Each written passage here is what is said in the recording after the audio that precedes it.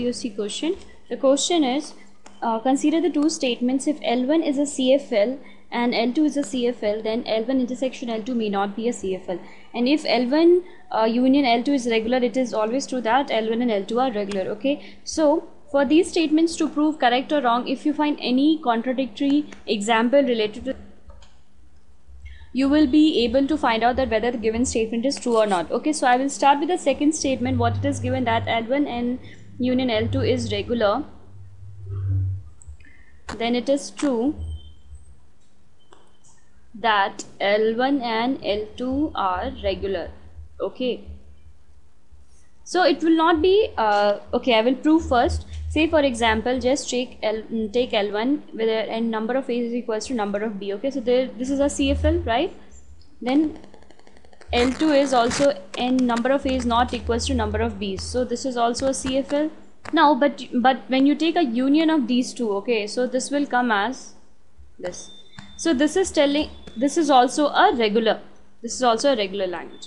So it is not always true that if L1 and L2 union is a regular, then L1 and L2 are a regular languages. It might be possible that it can be a CFL.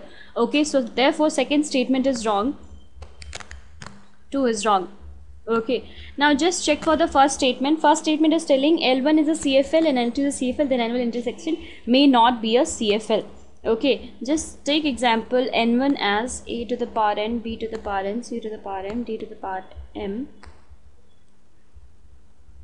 equals to 1. It is a CFL, right?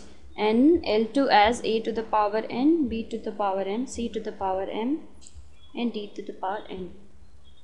This is also a CFL. Okay, now but when you're taking intersection of these two languages, you will get A to the power N, B to the power N, C to the power N, D to the power N, right?